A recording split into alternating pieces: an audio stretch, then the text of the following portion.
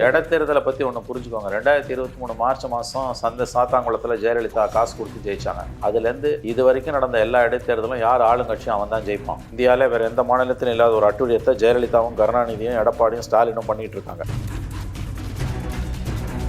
2006-11 அண்ணன் டாக்டர் கலைஞர் திருமங்கலம் ஃபார்முலான்னு அவர் ஒரு ஓட்டுக்கு 2000 ரூபாய் கொடுத்து அவர் ஆரம்பிச்சார். ஸ்டாலின் வந்தோடனே ஈரோடுல பட்டி ஃபார்முலான்னு செந்தில் பாலாஜி வச்சு ஒரு ஓட்டுக்கு. இந்தியாவில் தமிழகத்தின் இடைத்தேர்தல்கள் அபத்தமானவை. கடைசி இடைத்தேர்தலை எதிர்க்கட்சி ஜெயிச்சது 1999 நத்தம் விஸ்வநாதன்.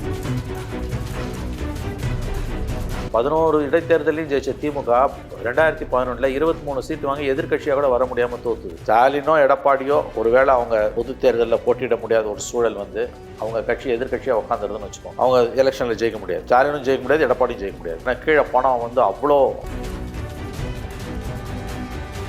இவ்வளோ வியாக்கியானத்தையும் அவங்க சொல்லிக்கிட்டு போட்டியிடாமல் இருக்க முடியாது. போட்டியிலேருந்து விலைக்கு இருக்க முடியாது. போட்டி தான் போடணும். போட்டி போடும்போது தோப்பாங்க. தோத்த பிறகு என்ன சொல்லுவான் எடப்பாடி.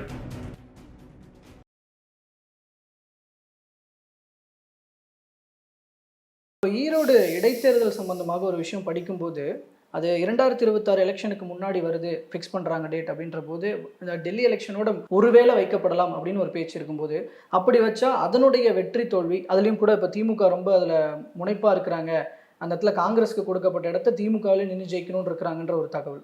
அப்போ அப்படி இருக்கும்போது ஈரோடு இடைத்தேர்தல் எந்த அளவுக்கு ஒரு முக்கியமான ஒரு டிசைடிங் ஃபேக்டராக இருக்கும்? ஜீரோ ஃபேக்டராக இருக்கும். எலெக்ஷனுக்கு முன்னாடி இடைத்தேர்தலை பற்றி ஒன்று புரிஞ்சுக்கோங்க. 2023 மார்ச் மாதம் சாத்தாங்குளத்தில் ஜெயலலிதா காசு கொடுத்து ஜெயிச்சாங்க. அதுலேருந்து இது வரைக்கும் நடந்த எல்லா இடைத்தேர்தலும் யார் ஆளுங்கட்சியும் அவன் தான் ஜெயிப்பான். இந்தியாவிலே வேறு எந்த மாநிலத்திலும் இல்லாத ஒரு அட்டூழியத்தை ஜெயலலிதாவும் கருணாநிதியும் எடப்பாடியும் ஸ்டாலினும் பண்ணிகிட்டு இருக்காங்க. இடைத்தேர்தலில் ஒரு ஓட்டுக்கு 10,000 ரூபாய் வரைக்கும் கொடுப்பாங்க. புரியுதா? இது வரைக்கும் இந்தியாவில் எந்த மாநிலத்திலும் நடக்காத அட்டூழியம் 22 வருஷமாக தமிழ்நாட்டில் நடந்துட்டு இருக்கு. ஆரம்பித்தது அந்த புண்ணியவதி ஜெயலலிதா சாத்தாங்குளத்தில் மார்ச் மாதம் 2003 ஆரம்பித்தாங்க. காசு கொடுத்து ஒரு ஓட்டுக்கு 1000 2000 கொடுத்து. அதுக்கு பிறகு 2006-11 அண்ணன் டாக்டர் கலைஞர் திருமங்கலம் ஃபார்முலான்னு அவர் ஒரு ஓட்டுக்கு 2000 ரூபாய் கொடுத்து அவர் ஆரம்பித்தார். அப்போ 2011 21 வரைக்கும் ஜெயலலிதா எடப்பாடி கவர்மெண்ட்டில் அவங்க பூந்து விளையாண்டாங்க. ஒரு ஓட்டுக்கு 10,000 வரைக்கும் போச்சு. ஸ்டாலின் வந்தோடனே ஈரோடில் பட்டி ஃபார்முலான்னு செந்தில் பாலாஜி வச்சு ஒரு ஓட்டுக்கு 15,000 20 வரைக்கும் கொடுத்தாங்க. அது பிறகு விக்கிரவாண்டி இடைத்தேர்தலையும் ஒரு ஓட்டுக்கு 2000 3000 வரைக்கும் போச்சு. அதனால் இடைத்தேர்தல்கள் அளவுகோல் சத்தியமாக கிடையாது. இந்தியாவில் தமிழகத்தின் இடைத்தேர்தல்கள் அபத்தமானவை. கடைசி இடைத்தேர்தலை எதிர்க்கட்சி ஜெயிச்சது 1999 நத்தம் விஸ்வநாதன், 25 ஆண்டுகளுக்கு முன்பு. வழக்கமான ஜனநாயக நடைமுறை எதிர்க்கட்சிகள் தான் இடைத்தேர்தலில் ஜெயிக்கும். தமிழகத்தில் மட்டும் 22 ஆண்டுகளாக இருக்கக்கூடிய நிகழ்வு இடைத்தேர்தல்களில் ஆளும் கட்சி தான் ஜெயிக்கும். ஒட்டுமொத்த அரசு நிர்வாகம் என்டையர் கேபினெட் அங்கே போய் நிற்கும். பணம் கொடுக்கறதுல ரொம்ப விஞ்ஞான ரீதியாக செயல்படுவாங்க. ஒரு ஓட்டுக்கு 10,000 ரூபாய் வரைக்கும்லாம் போயிருக்கு. பரம்பரை திமுக ஓட்டு 6 ஓட்டு இருக்குன்னா 60,000 ரூபாய் வாங்கிக்கின்னு அதிமுக குதிட்டு போயிடுவோம். அந்த அசம்பிளியில் நம்ம பார்த்துக்கலாம். அதனால தான் 2006-11 கலைஞர் கவர்மெண்ட்டில் 11 இடைத்தேர்தலையும் ஜெயிச்ச திமுக 2011 23 சீட்டு வாங்கி எதிர்க்கட்சியாக கூட வர முடியாமல் தோத்துது. எந்த தொகுதிகளெல்லாம் இடைத்தேர்தலில் ஜெயிச்சாங்களோ அதில் பாதிக்கும் மேற்பட்ட தொகுதிகளில் முக்காவாசி தொகுதிகளில் திமுக தோத்துது. ஏன்னா இந்த ஃபார்முலா இது காசு கொடுத்து இடைத்தேர்தலை ஜெயிக்கிறதுன்றது வழக்கமாக பொது தேர்தல்களில் காசு கொடுத்து ஜெயிக்கிற ஃபார்முலா கிடையாது. நீ நினைச்சே பார்க்க முடியாத காசை கொடுப்பான். அதுவும் மைண்ட் பாக்லிங் அமௌண்ட்டை ஃபோக்கஸ்டாக கொடுப்பான். ஸ்பொராடிக்காக கண்டமேனுக்கு கொடுத்துட்டு போகிறது கிடையாது. யார் நம்ம ஓட்டோ அவனுக்கு மட்டும் கொடுப்பான், யாருக்கு கொடுத்தா ஓட்டு வருமோ அவனுக்கு மட்டும் கொடுப்பான். விஞ்ஞான ரீதியாக பிரைப் பண்ணுறதுல திமுகவும் அதிமுகவும் இன்றைக்கி வேர்ல்டு லெவலில் ஃபேமஸ் ஆகிட்டாங்க. அதனால் இந்த ஈரோடு இடைத்தேர்தலை பற்றி நீங்கள் கவனத்தில் எடுத்து பேசுவதே அபத்தமானது. நான் சொன்ன 22 ஆண்டு கால வரலாறு பார்த்தீங்கன்னா அது என்ன லட்சணத்தில் நடக்க போகுதுன்னு நமக்கு தெரியும்.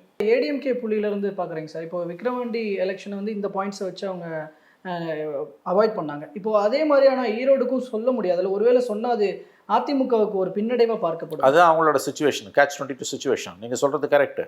இப்போ நான் சொல்கிற இவ்வளோ வியாகியானத்தையும் அவங்க சொல்லிகிட்டு இருக்க முடியாது. ஏன்னா அவங்க தான் இதை ஆரம்பித்தாங்க சாத்தாங்குளத்தில். அதுக்கு பிறகு 10 ஆண்டுகள் அவங்க இப்படி தான் ஜெயித்தாங்க. திமுக அவங்க ஒரு 11 இடைத்தேர்தலில் 2006-11 இப்படி தான் ஜெயித்தாங்க. இப்போ ஸ்டாலின் வந்தோன்னா 2 இடைத்தேர்தலில் அவங்க பணத்தை வாரி அரைச்சி தான் ஜெயித்தாங்க. கடந்த 22 ஆண்டுகளாக தமிழ்நாட்டில் நடந்து கொண்டிருக்கக்கூடிய பெரியதொரு அட்டூழியம் இது.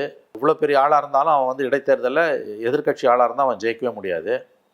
ஸ்டாலினோ எடப்பாடியோ ஒருவேளை அவங்க பொது தேர்தலில் போட்டியிட முடியாத ஒரு சூழல் அவங்க கட்சி எதிர்க்கட்சியாக உட்காந்துருதுன்னு வச்சுக்கோங்க. அவங்க எலெக்ஷனில் ஜெயிக்க முடியாது. ஸ்டாலினும் ஜெயிக்க முடியாது, எடப்பாடியும் ஜெயிக்க முடியாது.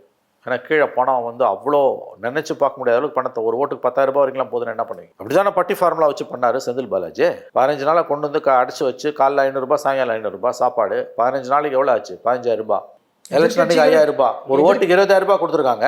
எதிர்க்கட்சிகள் ஏதாவது கொடுக்கணும்னு நினைச்சா கூட அது கூட அலோவ் பண்ண முடியாது. ஆமாம் ஏற்படுத்தி ஆமாம், எதிர்கட்சி கொடுக்கறதையும் நானே குத்துறேன்னு கொடுத்தாங்க. ஸோ இது இட்ஸ் அ ஃபார்ஸ். ஆங்கிலத்தில் சொன்னால் ஈரோடு கிழக்கு எல்லா இடைத்தேர்தலும் தமிழகத்தில் ஒரு கேலி கூத்தா, மோசடியாக, அட்டுழியமாக மாறி போயிடுச்சு.